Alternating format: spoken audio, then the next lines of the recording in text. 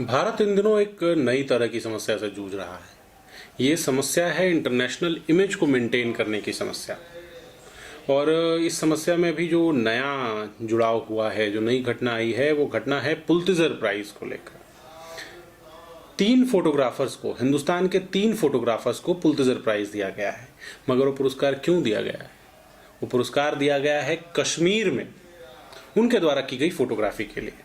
और मजे की बात यह है कि जब आप पुलित्जर के वेबसाइट पर जाकर कैप्शन पढ़ते हैं तो कैप्शंस में उसे भारत के कब्जे वाली कश्मीर लिखा गया है। ट्रांसलेशन यही है कुल मिलाकर। तो पुलित्जर डार यासीन जैसे पत्रकारों को, फोटोग्राफर्स को पुलित्जर देके और वैसे पुलित्जर में यह लिखकर कि यह भारत के कब्जे वाली कश्मीर है, कौन सी नई अंतर्राष्ट्रीय प्रोपेगेंडा रचने की कोशिश हो रही है, ये हम समझने की कोशिश करेंगे। हम समझेंगे कि क्या सचमुच में जो मैसेज ये फोटोज दिखा रहे हैं वो सच्चाई है। क्या ये फोटोज सच्चाई लेके आ रहे हैं लोगों के सामने। 3 फोटोग्राफर्स को नामित किया गया है पुलित्जर प्राइज के लिए। पहले चुन्नी आनंद, दूसरे मुख्तार खान और तीसरे डार यासीन। नाम सबसे पहले चुन्नी आनंद का है, मगर चुन्नी आनंद की मात्र एक फोटो उन्होंने वेबसाइट पे डाली है। और वो भी एकमात्र ऐसी फोटो है इसमें ना तो भारत की कब्जे वाली कश्मीर लिखा है और ना ही आतंकियों की फोटो है।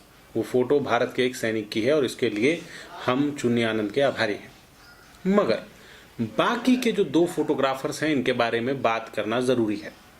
तो फोटोग्राफर्स के बारे में बात करें इससे ज्यादा बेहतर है कि आइए हम उनके फोटोज के बारे में बात करते हैं और एक एक करके देखते हैं कि जो फोटोज इन्होंने रखे हैं, जिन फोटोज के लिए इनको पुरस्कार मिला है, क्या ये फोटोज सही मैसेज डिलीवर कर रहे हैं।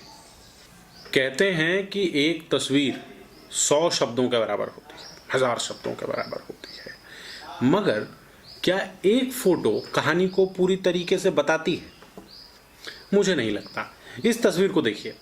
इस तस्वीर में पीछे फ्री कश्मीर का जो बोर्ड आपको दिख रहा है, वी वांट इंडिपेंडेंट कश्मीर, ये अपने आप में सारी कहानी साफ कर दे रहा है कि इस फोटो के माध्यम से फोटोग्राफर दिखाना क्या चाहता है, कौन सी भावना को बढ़ावा देना चाहता है, किस तरह के लोगों को आगे लेकर आना चाहता है, उनको हीरो बनाना चाहता है। मगर जब आप इस फोटो के पीछे की कहानी देखेंगे तो आपको मामला और ज़्यादा गंभीरता से और ज़्यादा बेहतर तरीके से समझ में आएगा।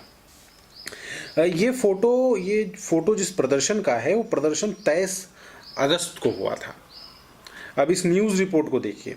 इस न्यूज़ रिपोर्ट के मुताबिक 23 अगस्त को भारतीय खुफिया एजेंसी ने यह रिपोर्ट दी थी कि पाकिस्तान अफगानी और पश्तून लड़ाकों को भारत की सीमा में घुसाने की कोशिश कर रहा है।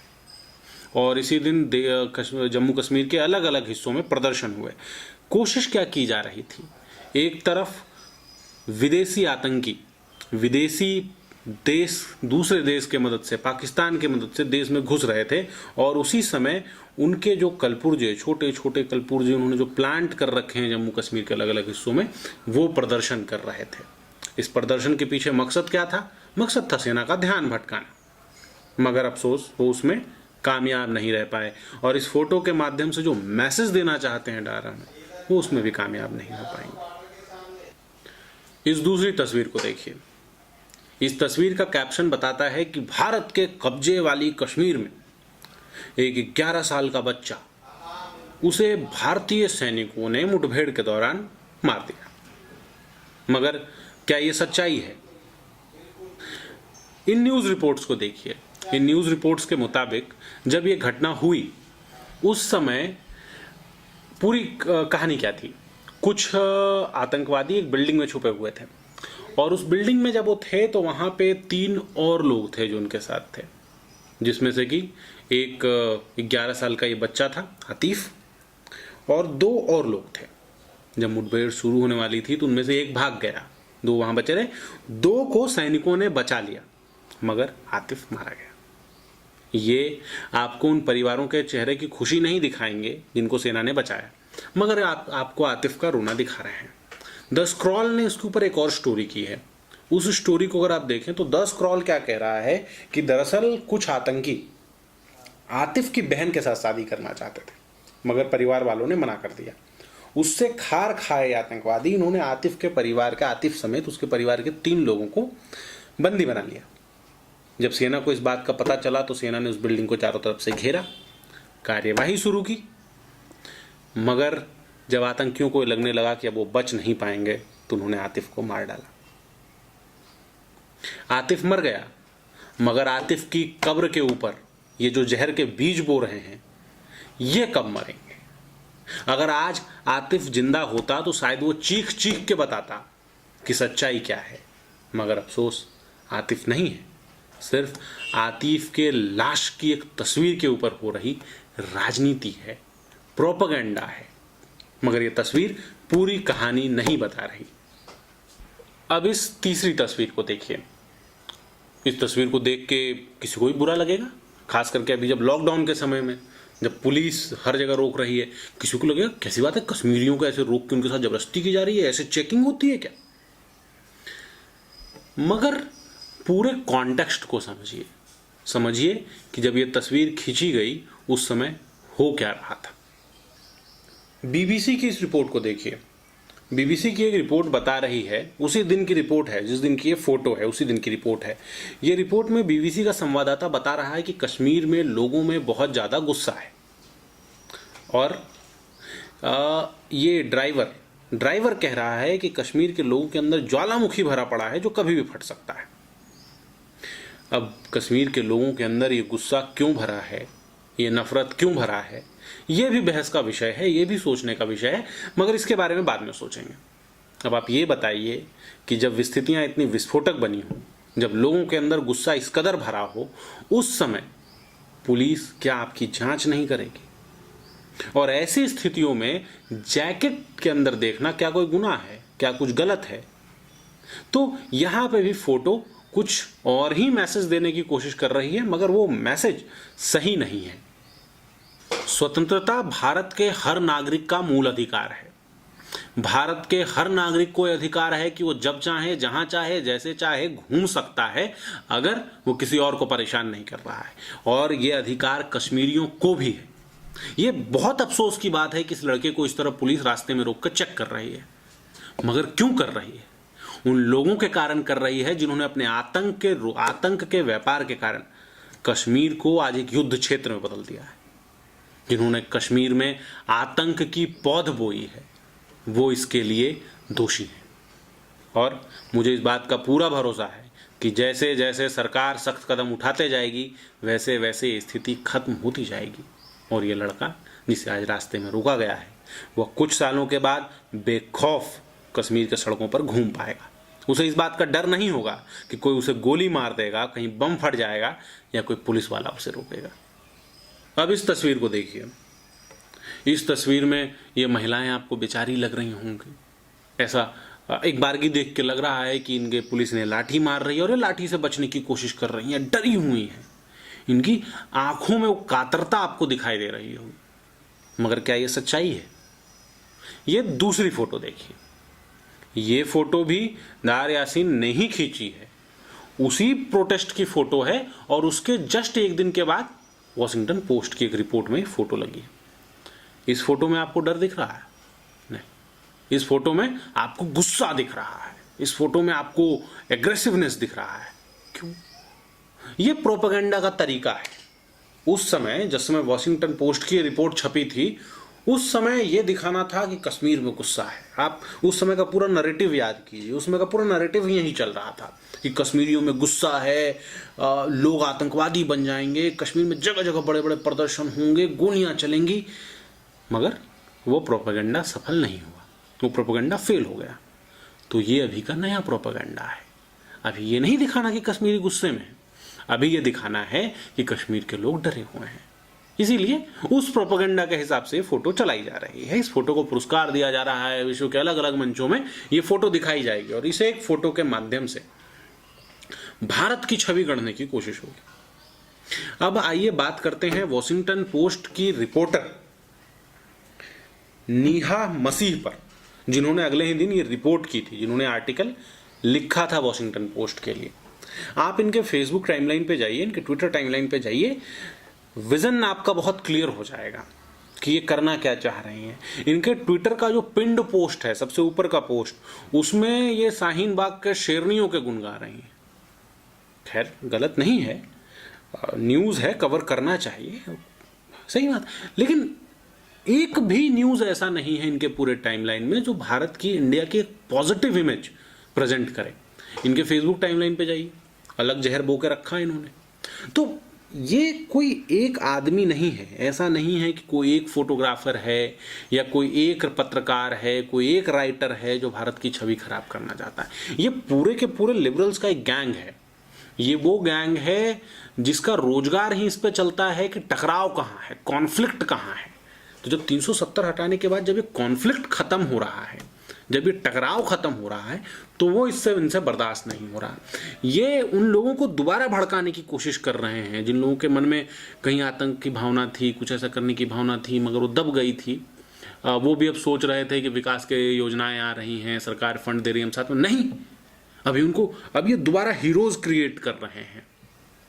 ये जो लोग फोटो में नारे लगा रहे हैं, जो लोग फोटो में पत्थर मार रहे हैं, उनको दोबारा से हीरो बना रहे हैं।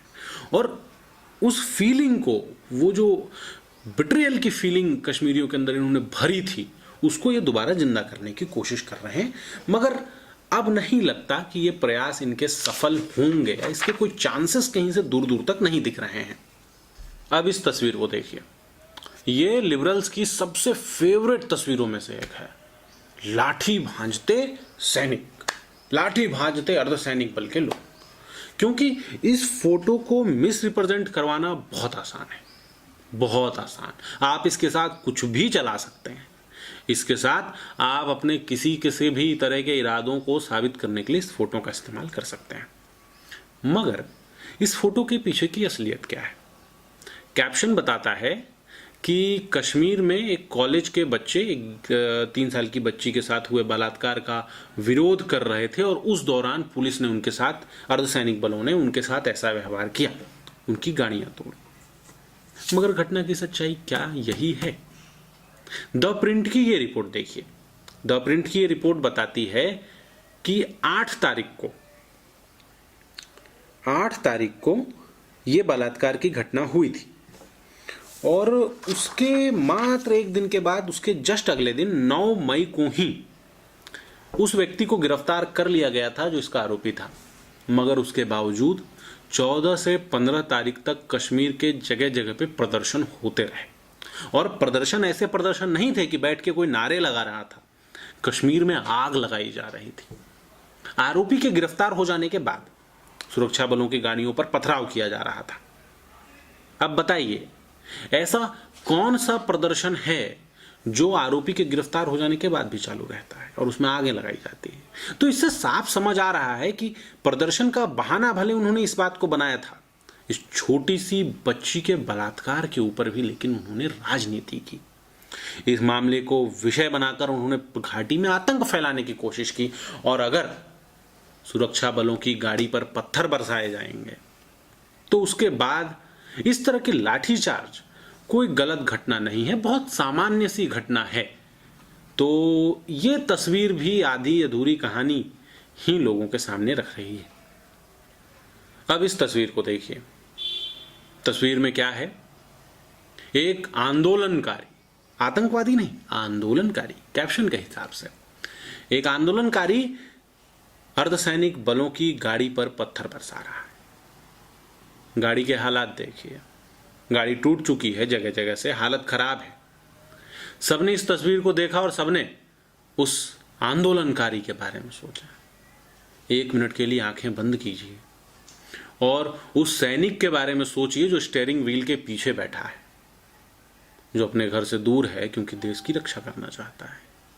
सालों से अपने परिवार वालों से नहीं मिला, उसके हाथों में बंदूक है मगर वो चला नहीं सकता।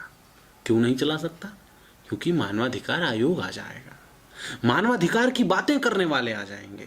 हर बार आ जाते हैं, मगर सैनिकों का कोई मानवाधिकार नहीं होता। ये पत्थर मारने वाला हीरो बनेगा और वो जो स्टीयरिंग व्हील के पीछे बैठी कातर आंखों से किसी तरह अपने जान बचाने की कोशिश कर रहा होगा, वो विलन बन जाएगा। इस तरह से कश्मीर में सैनिकों को विलन बनाने की कोशिश की जा रही है। कश्मीर के लोगों के दिमाग में यह बात बिठाने की कोशिश की जा रही है, देखो अगर तुम पत्थर मारोगे तो हम तुमको भी इंटरनेशनल हीरो बनाएंगे, अगर तुम नारे लगाओगे तो हम तुमको हीरो बनाएंगे। अगर तुम कश्मीर को तोड़ने में हमारी मदद करोगे तो हम तुमको हीरो बनाएंगे। अब आप इस तस्वीर को देखिए। ये तस्वीर बहुत सिंपल सी तस्वीर है। कुछ लोग हैं, खड़े हैं, नारे लगा रहे हैं, आंदोलन कर रहे हैं, मगर नहीं, एक छोटी सी चीज है जिसको शायद देख के भी आप टाल जाएंगे, जिसको आप देख के भी नजरअंदाज करेंगे। इन लोगों की उंगली के इस इशारे को देखिए। आप हंसेंगे, आप कहेंगे क्या छोटी सी बात, उंगली के इशारे में क्या है, क्या रखा है। मगर ये उंगली का इशारा कोई छोटा मोटा इशारा नहीं है, कोई आम इशारा नहीं है, ऐसे ही कुछ भी नहीं है। लंबे समय तक आईएसआईएस के ऊपर रिपोर्टिंग करने वाले, काम करने वाले फॉरेन अफेयर्स मैगजीन के रिपोर्टर हैं नैथनियल जेलेंस्की। उन्होंने इस इशारे का गंभीर विश्लेषण किया है। उसके ऊपर पूरा का पूरा एक आर्टिकल लिखा है, आप चाहें तो गूगल पे सर्च कर सकते हैं। इसमें वो बताते हैं कि ये जो इशारा है, ये इशारा तौहीद की बात करता है। तौहीद, तौहीद का मतलब क्या है? तौहीद एक तरह का इस्लामी संकेत है जो कहता है कि ईश्वर बस एक है, अल्लाह बस एक है, और जो कोई भी इसके अलावा किसी और तरीके की से ईश्वर की पूजता है या उसको मानता है, वो काफिर है और उसको खत्म किया जाना चाहिए। विश्व में जहां कहीं भी बहुलता है उसको खत्म करना चाहिए। जेलेंस्की लिखते हैं कि जब आईएसआईएस इस इशारे का इस्तेमाल करता है तो एक तरीके से स्थापित करता है कि दुनिया में जहां कहीं भी बहुलतावाद है उसका खात्मा किया जाएगा और सिर्फ एक आइडियोलॉजी, सिर्फ जीने का एक तरीका दुनिया पे हावी होगा। हमारे यहां कहते हैं सत्यमेव जयते, और यहां पे भी सत्य विजय होगा, यहां पे भी भारत विजयी होगा।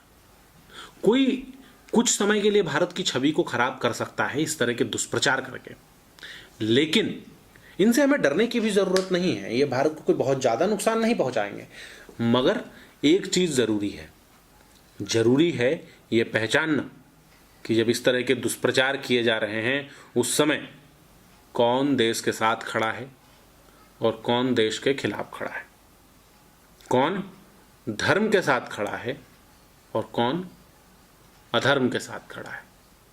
आप तय कीजिए आप किसके साथ खड़े हैं। धन्यवाद।